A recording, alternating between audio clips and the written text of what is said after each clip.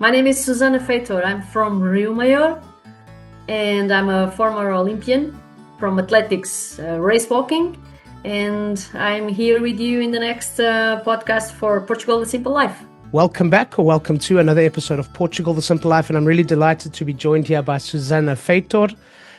Susana, bon dia. We haven't had lunch yet, so it's bon dia. Bon dia, thank you for being on the podcast. Oh, lovely. It's my pleasure, and bon dia, of course. Good morning to all the English speakers. My pleasure to be here with you. Thank you very much. We are almost neighbors. Yeah. You're in an area called Rio Maior. For people that don't know, it's about 30 minutes from the coastline. From this part of the coastline where I am, which is near to Caldas and Óbidos and Foz do Aurélio. It's a very, very nice part of the country where you live. Yes, it is. It's nearby Serra dos Candeeiros, and actually we are in a triangle area, quite nice, from Fátima, from Caldas, and also Santarém, and not far from Lisboa. It's like 1 hour Exactly. driving. So Exactly. it's a good location. Also, you have good facilities like highways and roads to come Good here. road system. Yeah, you are always invited to come here, especially to see the mine salts. That we have this curiosity in our area that we have salt without the sea, they call it. So it's nice good. to see It's really good. and to visit. We're going to talk a bit more about your area and some of the other things that it's famous for, because there's a lot. But maybe you can start off telling us a bit about you.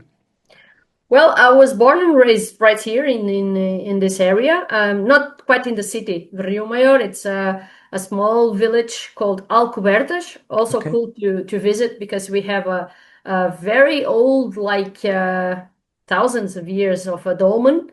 And you have a dolmen there? Yeah. Oh, wow. And also from the Arabic, they call Moros area. Yes. Not area, Hera. Moros, yeah. We have some special things that they use to put the food like they didn't have fridges at that time, so they use it to conservation of food. So it's also a village nice to visit, and with a very good restaurant also. So yeah, I was born and raised here, and I started in sports quite young, with 11 years old, almost 12. I started in athletics. My first event in athletics was running. I was quite good at long distance running. And because I was at school, and in this school we didn't have any sports. So the municipality started to do this program with a professor to go to all the schools without sports to initiate the kids with sports. Wow. It was quite a vision, because we are talking about the 80s. In the 80s in Portugal, no one really cared about sports. But the mayor, he had some struggles with the economy in the region at the time. So he started to think out of the box. And it was quite interesting because sports, it's not something so usual. And because of that, I started doing my sports career. Step by step, I was learning race walking. And for the ones who doesn't know race walking, please Google it. Yes. Race walking. And I don't quite know how it was, but suddenly I was doing a lot of first of all area results, in a couple of months national results, and in less than a year I was qualifying myself to European Championships of juniors, and I was just a little kid. So I really start getting serious about this when I went to the World Championships, and with only 15 years old, I became world champion. Wow. And it was like something, whoa, what's going on? In the age group or in the seniors? Yeah, I was world champion for under 20. It was juniors at the time, they call it. In 1991 I went to the seniors world champion. I went with the couple of idols I had at the time, Rosa Mota, Wow. Yeah, for Rosamond. example, was one of them, Aurora Cunha, and some of the girls that we only saw on TV. And in 1992 I did my first Olympics with 17 years old. That's So right. it was Yeah. everything was really fast, and year after year, I was improving myself and discovering what I was doing, like what's going on, and just took the opportunity of traveling and meeting people, and yeah, I loved sports, so it was like a win-win situation anyway. Really good. So Yeah, I mean, also because of that, I think the municipality also got this awareness about, oh, the sports, because I was on TV and we had mhm. only one channel. I was on the radio. I was everywhere, and it was quite a surprise. First of all, for myself, because I didn't know what was You going didn't know on. what would happen. But Yeah, I embrace it, and there you go. Five amazing. times Olympian, and today I work with sports. It's my life. Incredible. Let's, because for people that don't know what race walking is, it's quite an interesting thing to watch. The speed is quite interesting, but you can't run. So Yeah, you have to, yeah, you have to find that like balance of getting fast enough just before you want to start running. exactly. Um, It's I, speed walking, basically. yeah, I've never done it. I don't think I could, although I think that you probably race walk faster than what I can run. So I'm pretty sure Not about that. not today for sure, because that was another life.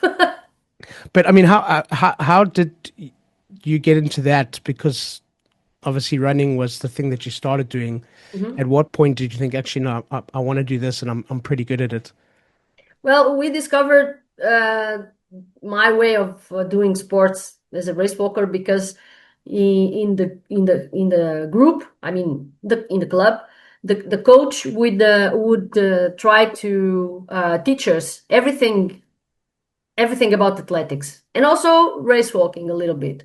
Okay. Um, and among my colleagues, my friends, I actually did pretty good. And I didn't do hurdles or high jump because I was afraid. And so I was a runner. That's it. And Okay. actually, I was also a thrower.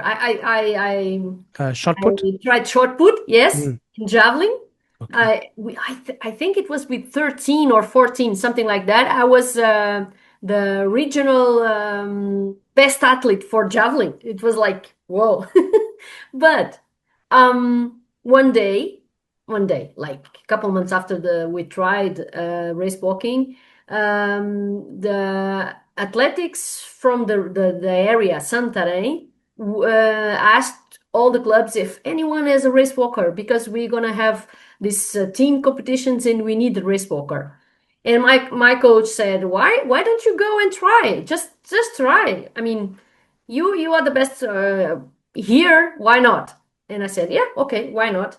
And that was the first step. I mean, the second step to become a race walker because I went there and I did pretty good because I was trying to qualify for national competitions for age above me.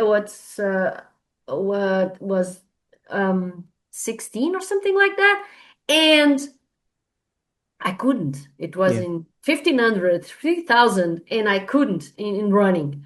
So I went to this team competitions, and right away I qualified on race walking. I did the time that they requested for me to go, and my coach said, "Okay, it's not possible running. You go anyway on race walking." And I said, "Okay, let's go." But I found it like a little funny because we need to go like the Yeah. hips like this, and Yeah. it was like different. And I was like, "Oh my God, no one is doing it. Everyone is going It to." looks a bit weird. Yeah, Yeah. Yeah. exactly. Yeah. Funny and weird, and but okay, I go.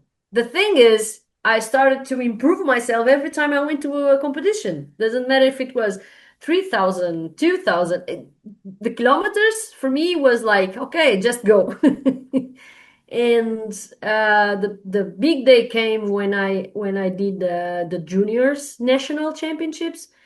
And the story is this competition, it was in Porto, and Okay. I never been in Porto, so it was like a huge excitement because I wanted to go to a different city and see different things.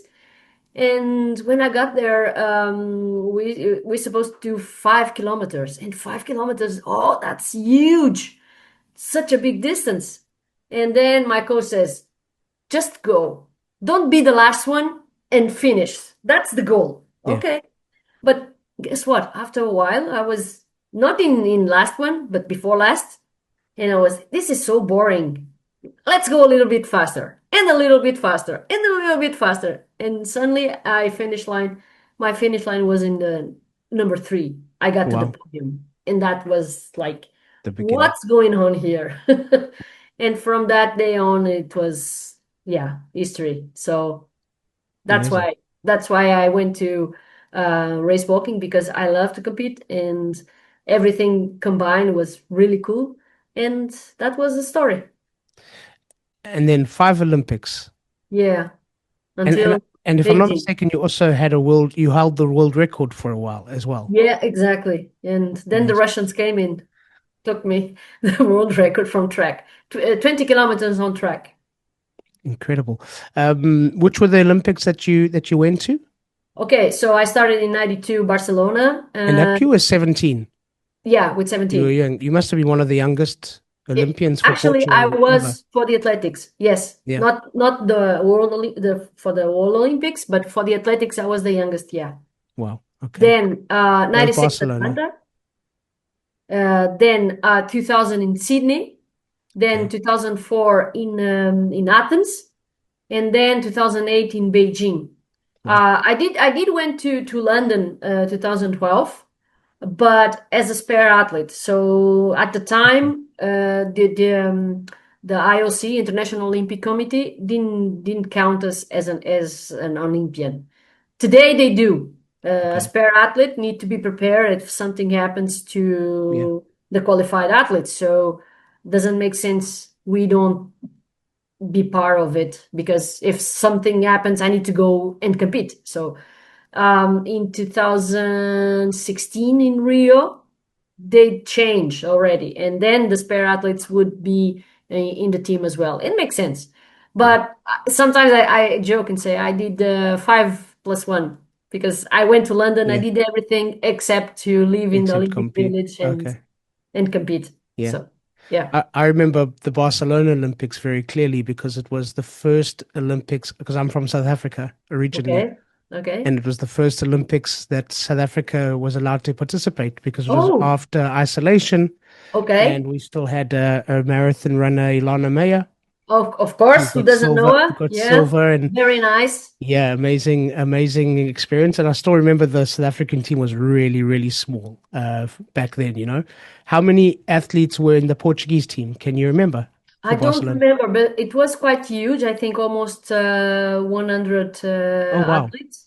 Yeah, but average it's between 70 and 100, 17 and 100. It's basically It's always our the same. size. Yeah. Yeah, yeah, yeah.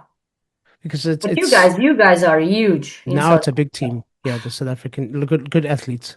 Yeah. Yeah, yeah, yeah. Yeah. Very strong teams, and doesn't matter if we are talking about individual sports or sport or team sports. It's really really strong. Yeah, yeah. Big sports country. I think the difference that I've noticed is in South Africa, most schools you play sports. Yeah, So certainly where I grew up, how I grew up, which was in the white suburbs and white schools, we had sports fields, we had swimming pools, tennis courts at every school. It yeah, wasn't so the black schools weren't so fortunate, and still that's the case, yeah, which is not very good. But then when I remember when I moved to Portugal, then I noticed quite straight away that the most of the schools don't have those facilities. Big But facilities, no, only but it's the small club, facilities it's the local municipality that will provide the provide services everything. for the kids. Yes. So, like here at Caldas, we have the rugby club, and my son plays at the rugby club, and I coach the team. But it's amazing that the municipality provides these Yeah. facilities Yeah. for everyone, which is lovely.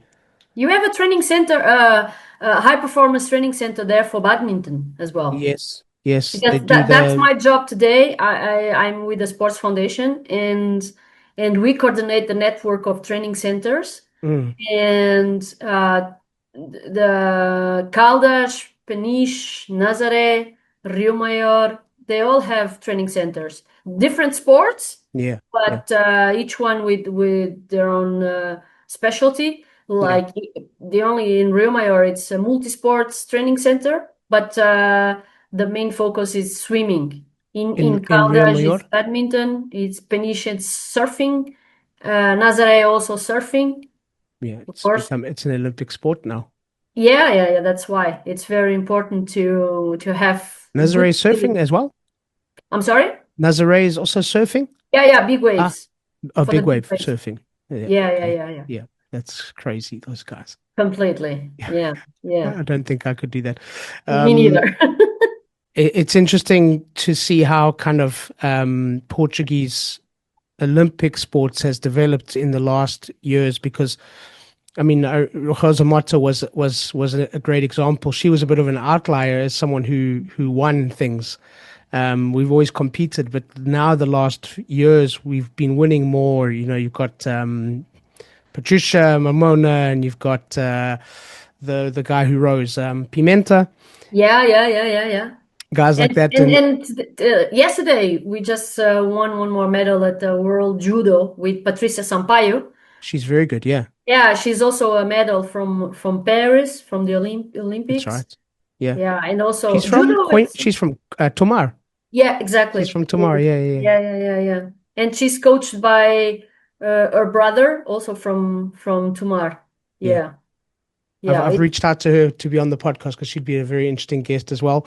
We've had a guy on the podcast. It was of his surname is Uva. Yeah. And It's the the coach. coach of Patricia Mamona. Yes, yes, yes, Okay. yes. Really So nice guy. Jose Uva. It's Jose, exactly. Yeah, exactly. Okay, He's been on okay. the podcast and he spoke about how he's seen the athletes developing and it has been. I mean, how have you seen the development of Portuguese athletics over the last decade or so?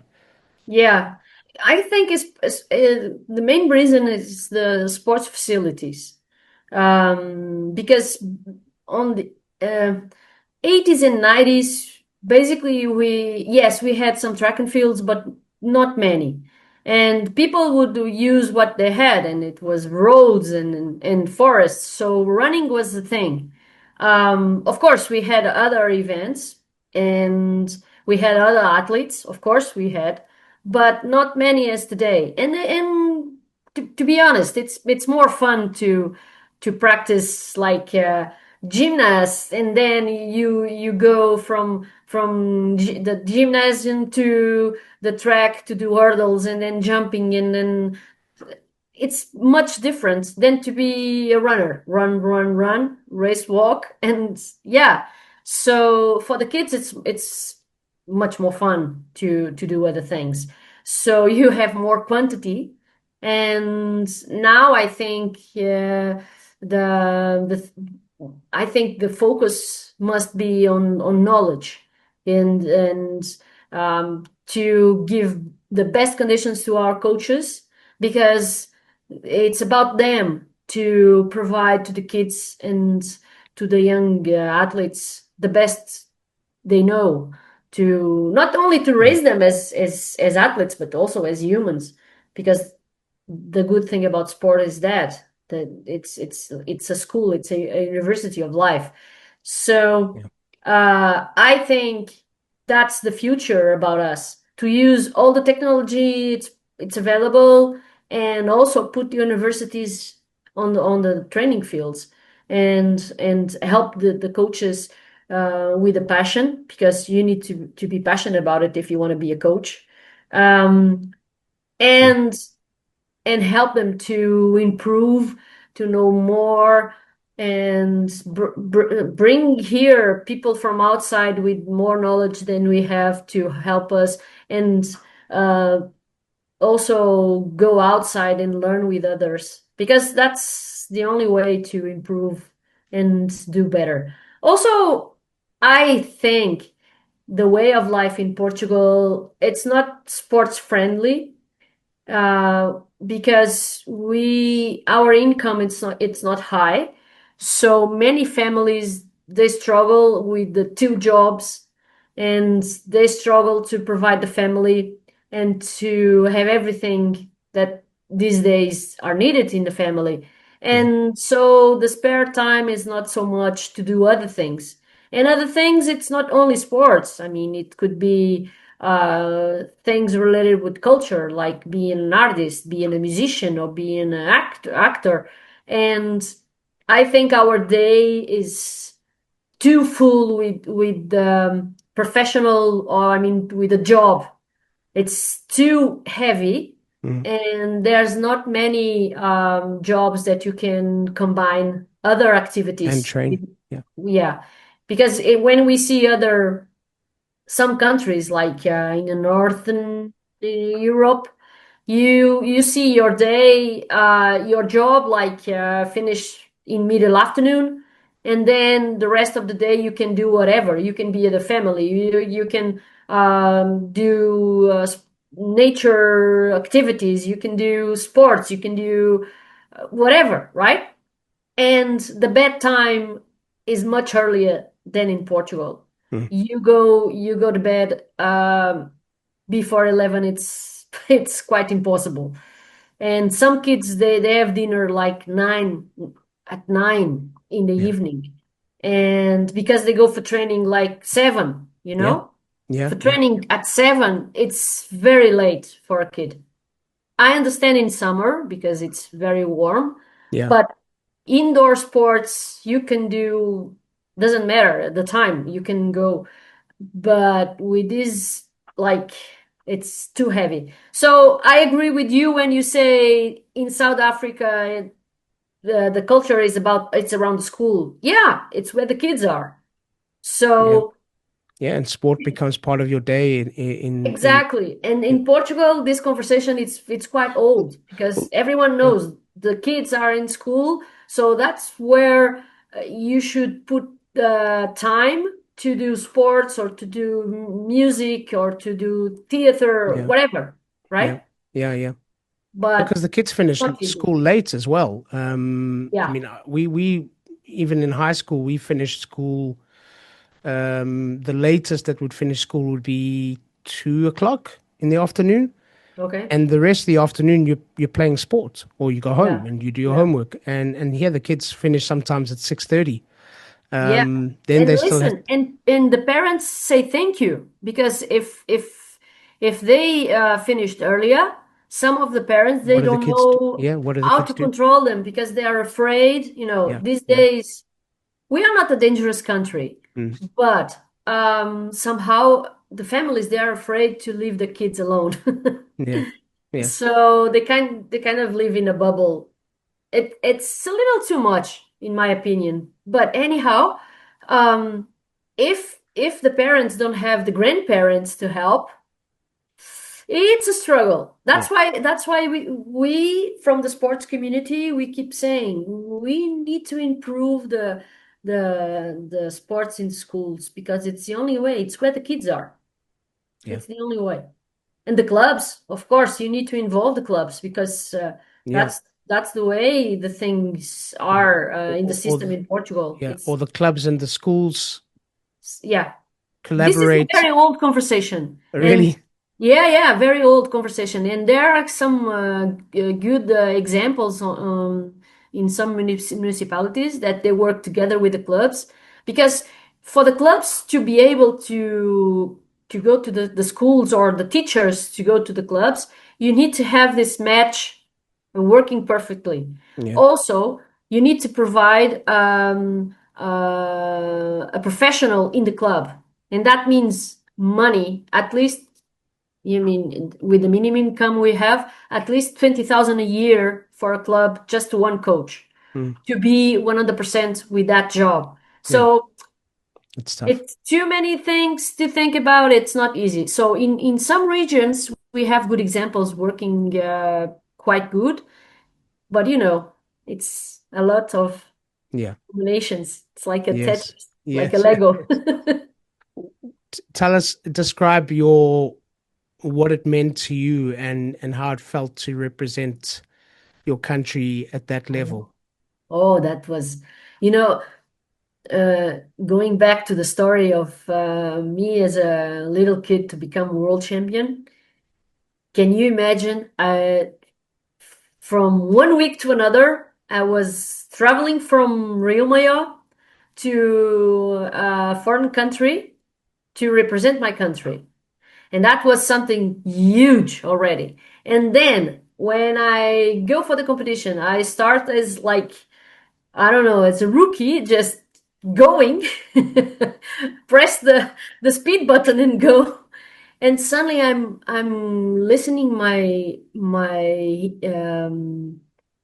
national anthem. It was like, whoa. And funny as a couple months earlier, I asked my mother, I don't know our national anthem. Can you teach me? In the bank, Yeah, as it you, was, that's a good and thing. she was, why do you want to know? And I said, I don't know, just because I don't know it, and because I was always looking for the sports on TV, and sometimes we could see the ceremonies, the medal ceremonies, and then I was like, oh, they need to sing the national anthem, and so it was funny though, because then in that summer in 1990 I became a world champion, and from that day the feeling I felt, I just wanted to repeat it.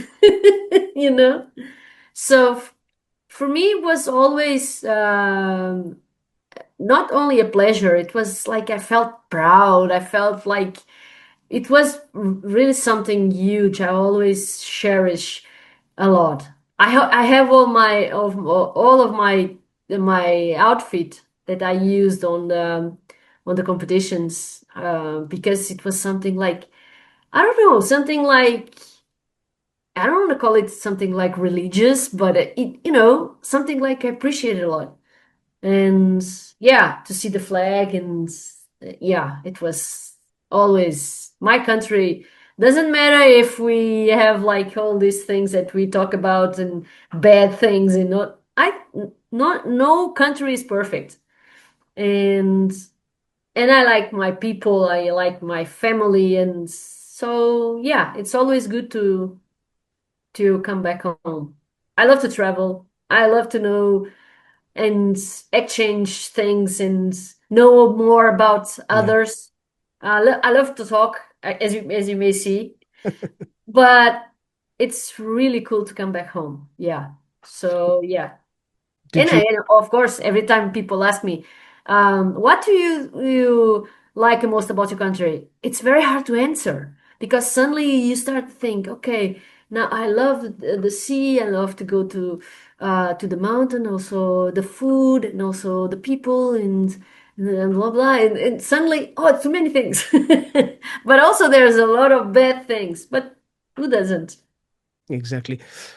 Did you remember? Were you able to sing the anthem that first time?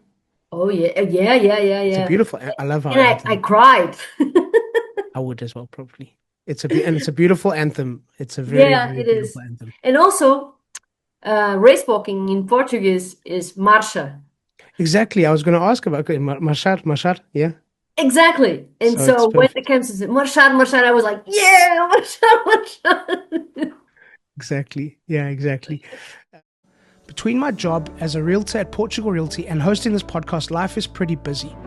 But lately, I've been receiving so many messages from people that want to know more about buying property here on Portugal's Silver Coast that I've got to do something about it. So starting now, for subscribers only, I'm offering up a 30-minute session per day.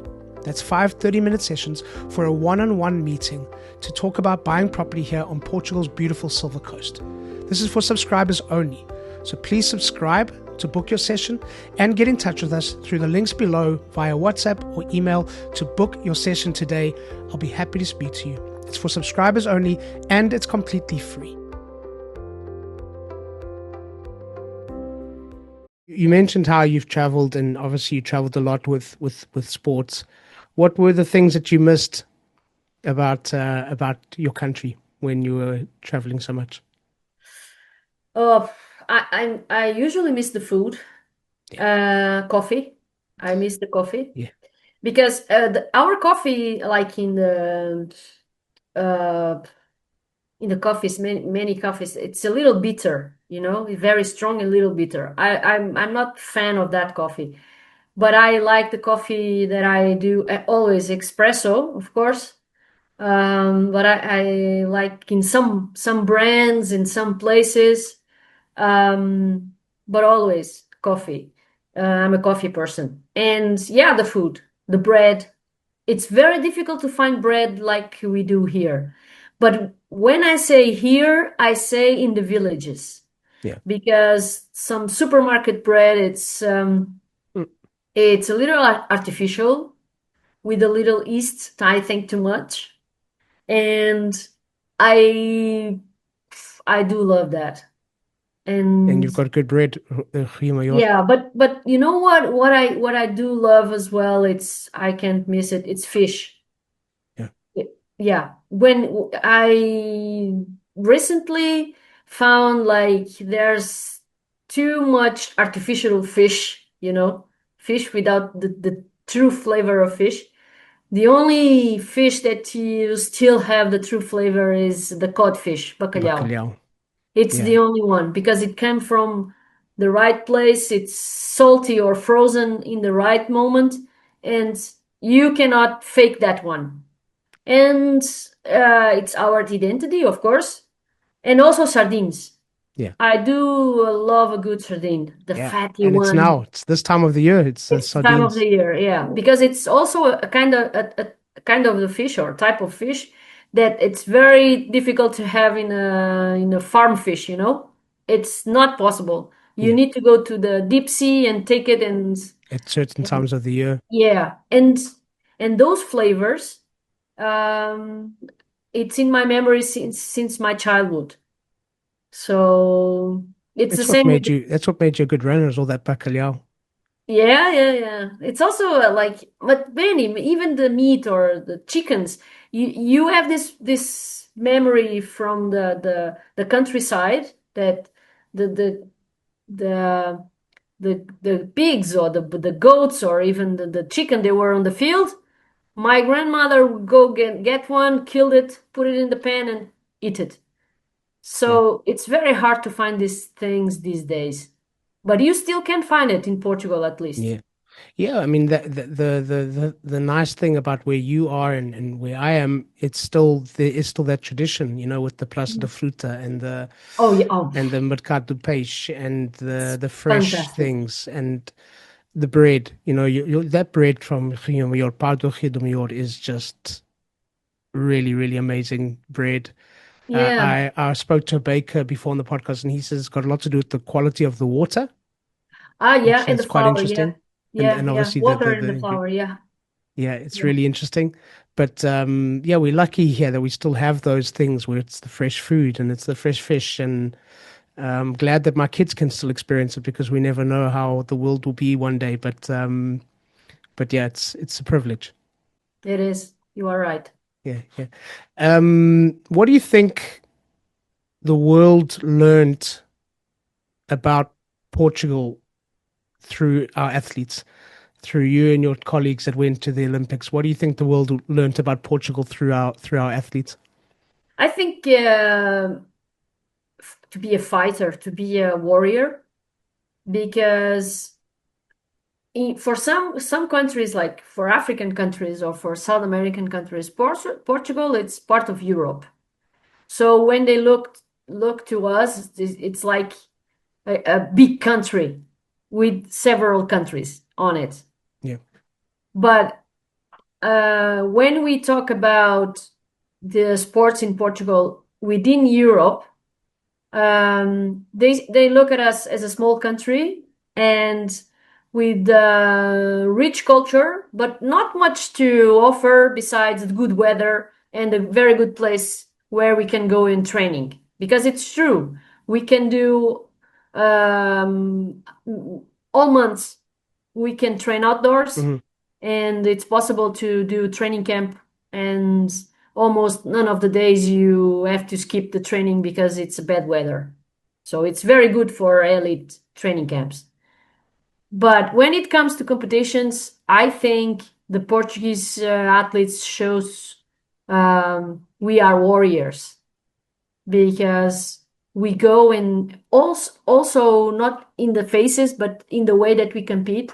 It's about fighting and giving back, and yeah, we never Proving give people up. wrong And because I think we're that's, underestimated as well. yeah. And so sometimes we are looked as an underdog, and there we go. Hello. But also, we cannot forget that some of our big athletes, like Cristiano Ronaldo and football or soccer, right? Team has shown that we also are able to be the best in the world, Yeah. and that's very good because uh, it's a icebreaker. Yeah. Cristiano Ronaldo, wherever Yeah. you go, you Ronaldo, say yeah. Portugal, and many of the people say "Sí." My son is 6 years old, turning 7, and he loves the sea. He does it all the time. But he's changed, I think, also a lot of the way we look at ourselves in Portugal and what we can achieve and be capable of.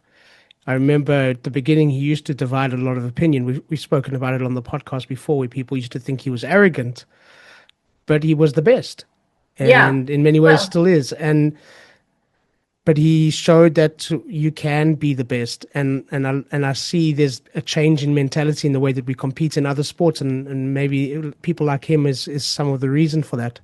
yeah, I think he matured well. Yeah, I think he got better in his way of dealing with the colleagues on the field, the way he's playing. He's more a team player now than ever because also he he knows needs to that be. He he can't be needs what he to used be. to. Exactly.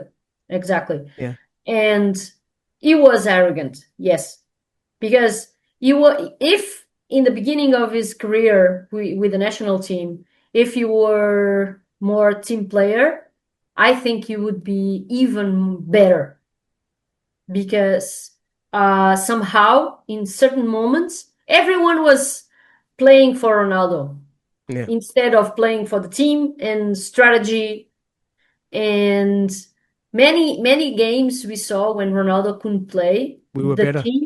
the team would play better Yeah, I was about without to say him. that. Yeah, yeah. Yeah, yeah. So I think with the age and also with this thing, knowing himself better, oh, I don't know his entourage, but my guess is he has people, professionals working with him and helping everything from the physical and mental aspects of his life. And he's a true athlete because if he wasn't a true athlete, he couldn't be Couldn't be playing at 40 years old. like he does, Yeah, right? Without injuries. That's the main thing, without injuries, huh? yeah. He's never had a Um, major injury. because the main reason athletes stop their career is because of injuries. Yeah, Doesn't matter if you are talking about a team sports, an individual sports, or even with a contact sports. The main thing is usually injuries. The body doesn't handle it anymore. Say enough is enough. I live it myself. I had to stop because of an injury because I wanted to play more, run, do it do more. more, and I was ready in my mind, stronger than ever. But my body said, enough is Enough. enough. Yeah. So I think is a true ambassador at this moment because the way he talks, the way he explains himself, it's much clear, calm, much better. Is Yeah, it's it's a strange. It's almost like, and I mean, this is not a podcast about Ronaldo, so we don't I don't want to talk about this forever. But it's almost like he's become more proud to be Portuguese. I used to find that he had pride, but he was quite individual, Oh, yeah, and yeah, yeah, now yeah. the You are pride that right. he has in working with his teammates, in helping the younger guys, that's come in the last 5 years. It's changed significantly, Yeah, because that is something very Portuguese. We stick together, we help each other, we have real yeah, community. yeah. It's true. Um, Yes. and you like you said, we saw that earlier in his career when he wasn't playing, they actually played better. And maybe he saw something there, and there has been a shift, which is Yeah. interesting because Portugal, we're better when we stick together. Yeah, I agree 100% with you. Exactly. And we feel it in every area of the community. It doesn't matter if we are talking about business or we are talking about sports or culture or whatever. It's true. Yeah, I agree with you. You mentioned that it's difficult when somebody says to you, "What do you like about your country?" It's a difficult thing to answer. Mm, But I'm gonna ask you to try. What do you love okay. about your country? What makes you proud? That feeling. Take me back to that feeling of how proud you were to be singing the anthem, to be wearing the flag. But what in those moments, all of that must come. The things that make you proud, Yeah. and your love for your country. But can you try put it into words? What makes you proud of our country? What makes you what do you love about our country? Yeah, well, one thing, let me think. But the sense of community, sticking together, it's one of them. Yeah. Especially when I see some of the things about the past and when we get together and fight for something and we get together and put out like the good sense of the idea because um, I also like the way that Portugal changed in many ways. For example, I remember I come from a family of immigrants. Okay. So my mother has plus six sisters and brothers, and many of them went to France in the 60s and Yeah. 70s. And I remember when they would travel vacations in summer.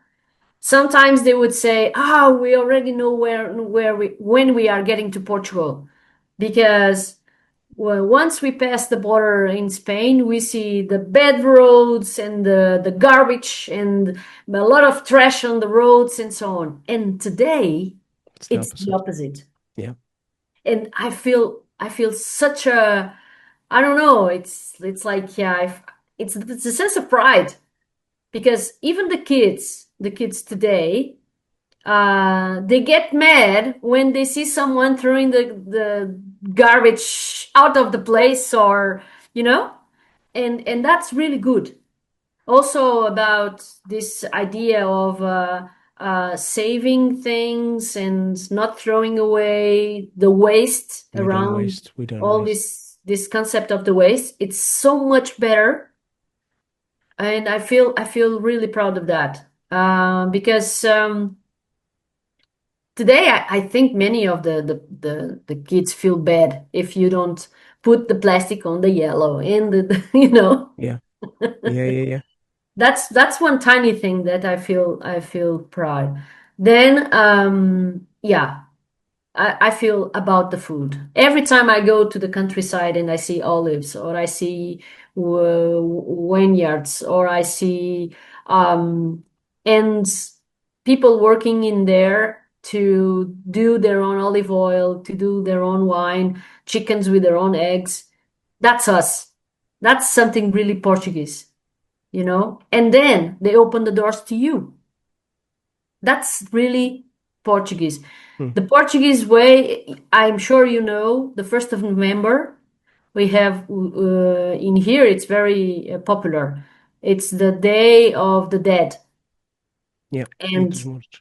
we call it Dia de Todos os Santos.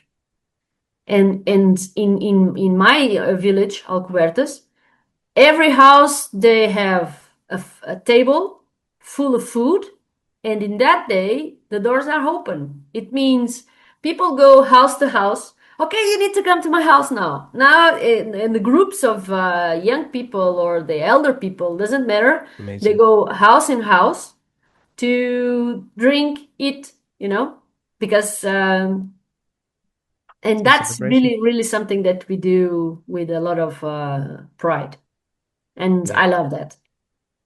It's Yeah. an holiday we don't skip. No, I At wouldn't least skip here. that one. It's incredible. Um, yeah, you're speaking about a couple of things where good food and wine and the tashkas and the festas and these kind of cultural things. Uh, and I think it's easy for people when they think of Portugal to think about Lisbon or Oh yeah, Porto that's it. or for the British the Algarve, but you have this vastness of this country. It's a small country, but within the borders, there's so much diversity. And if you So just go much. Can an you hour imagine? away, It's you only can find, 1800 kilometers, yeah, right? yeah, yeah, And it's like several countries inside, not countries, right? Regions so yeah, different from each other, yeah, right? yeah, yeah.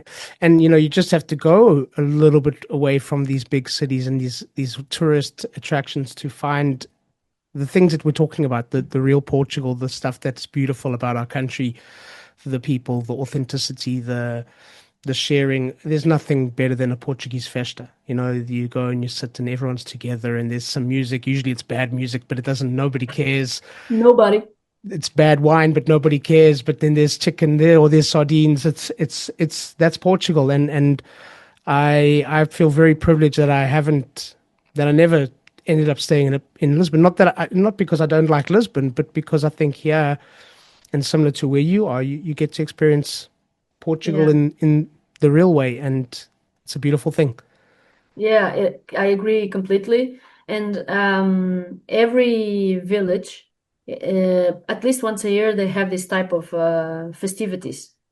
It's mainly religious festivities. Some are about because the village became a city in that date and they celebrate. But mainly it's about religion. So they have like the mass, and after the mass, they have like, I don't know what to say in English. It's like they go in procession, like Yeah, yeah, the uh, procession. It is. yeah, right. So Yeah, and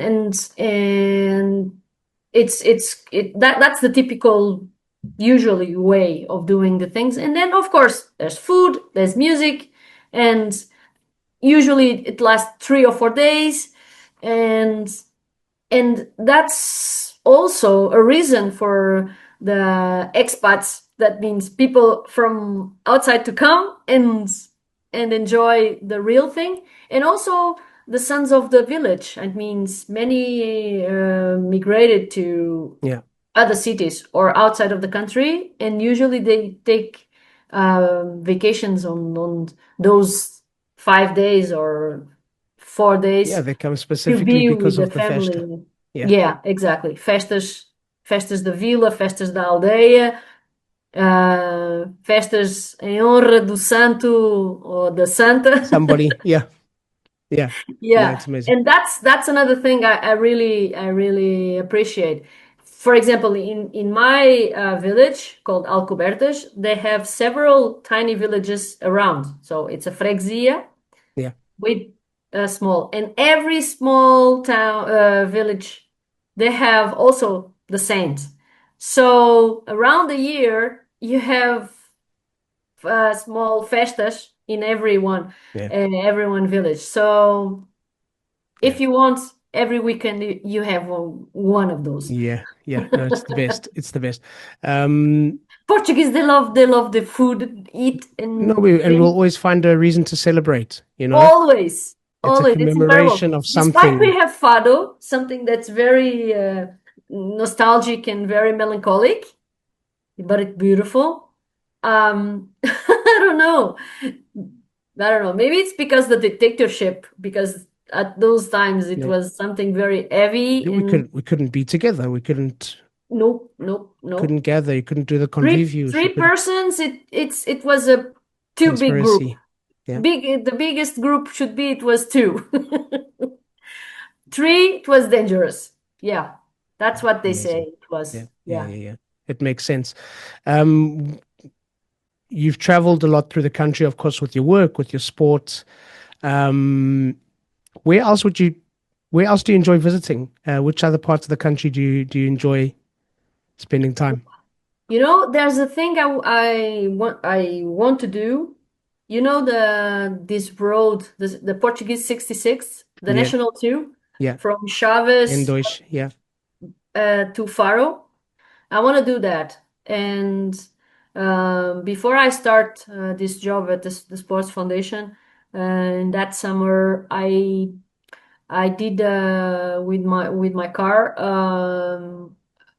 It was like Alentejo and south of Ribatejo, so that area, and and it's really nice. Serpa, Porto hmm Alegre, hmm Marvão.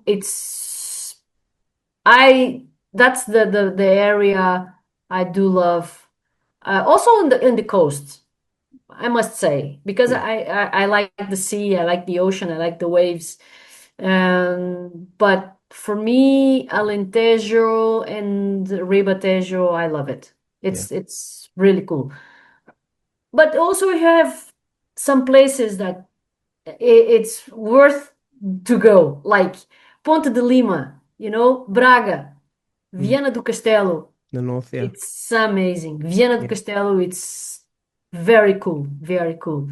Um, well, you go for some purpose, like you want to go and visit, I don't know, some monument or some things, but then you find the food, and yeah. when you see there's a place in near Aguiar da Beira, that's not far from Castelo Guarda. The name of the place is Linhares da Beira. They usually do a lot of skydiving and so on because of the mountains. Um, the best late creme I ever eat is from Linhares da Beira. Okay, It's delicious. It's okay. like real milk, real, I don't know, vanilla, sugar. I have no idea what they put in there. It's the best. It's like, whoa, what memory. But then when you think about cheese, you come Serra da Estrela. Okay, no, for me, it's from Serpa. It's the Mm. Alentejo. So really depends what we are talking about. I Yeah. always connect with food. But that's It's Portuguese something. because I had to learn that my wife is Portuguese, and I had to learn that Okay, from my wife that we don't just travel somewhere to go see a castle or to go see a monastery. No, no, it includes what are we going to eat, and if the town that we're visiting doesn't have a nice restaurant, then we go to the next town because the eating exactly. is actually the most important part of the journey. So yeah, True, it is wonderful. Um, true. Susanna, what's one thing that you would like people to remember and to take away Uh, from our conversation? well, this is a conversation not about sports, but one of the things I want to be remembered when I die, it's okay. Susana Feitor was an athlete, and then she gave back to the society, the message to everyone to practice a healthy lifestyle and do sports, or at least be active, because you don't need to do sports. You can have your own grown your vegetables in your yard, like backyard, and if you do that every day, you are active and probably It's a good active enough workout. to It's a have a good good workout. lifestyle. Yeah. Yeah. Or if you love to dance, it's okay. You go dancing every day or 3 times a week or 4 times a week. It's also a good lifestyle. So, despite we were talking a lot about Portugal because I love my country and that's okay. It's good. The thing is, my main goal is really to, now that I'm not an athlete, that was 15 kilos ago. Um, that's the thing I want to be remembered. It's like, okay, she helped people to become more active, to do different in their lives, to provide better lifestyle. because aging, it's something that you will have, hopefully, but there's a difference in the quality. And to have a good quality when you have 17 years old, 80, you need to do it when you have 40, 50. Otherwise, it's going to be a struggle. Not only with, I don't know if you are sick or something, because that happens, Mm. but you know that one of the biggest reasons that the old people die is when they fell and they break the bones, the big bones, and also when they have problems in their lungs. That means um, pulmonary and cardio vascularity problems. It's the big Yeah. reason. So Yeah. you need to prevent that doing a better lifestyle. And I think, talking about food, our quality of food is really good to help in that Yeah. goal. Yeah. Because Mediterranean lifestyle of food, it's really good. The olive oil, even the potatoes, the bread, and the meat, everything in balance. If they're Yeah. good, not only you have a great meal, but also you are doing a good prevention for diseases and Yeah. everything that you can get later in your life. Yeah. So, despite we were talking about Portugal and traveling, yeah, that's Yeah. the message. I would love to keep working on it Yeah. because you can't We be only have one tired of life. talking about this because Yeah. you need to. Yeah. Yeah. Yeah. Very nice. How can people follow you online, Susanna? Well, I have the usual things like especially Instagram and LinkedIn. That's where Okay. I use my main Oh, social media. Also Facebook, but I'm not going there so much. I have a connection between Instagram. They are all Meta, right? So exactly. they Yeah. they just go and publish themselves, and that's it. Because I'm not a YouTuber. But basically it's yeah, Instagram Okay. and Great. LinkedIn, Great. and yeah, I'll put that's some it. links so that people can follow you, see the work that you're doing, and yes, and Susanna, one more question, and a question that we ask all of our guests: Portugal, the simple life. Why? That's who we are, and many times less is more, and I agree with that. Less is more. To be rich, it's not everything about money. And despite we have a low income, because our salaries need to be better, but also there's a lot of things combined to make that better. So it's not so simple. I must say, if we have the power to control our feelings, and if we work on that, I think we can appreciate so much, so much.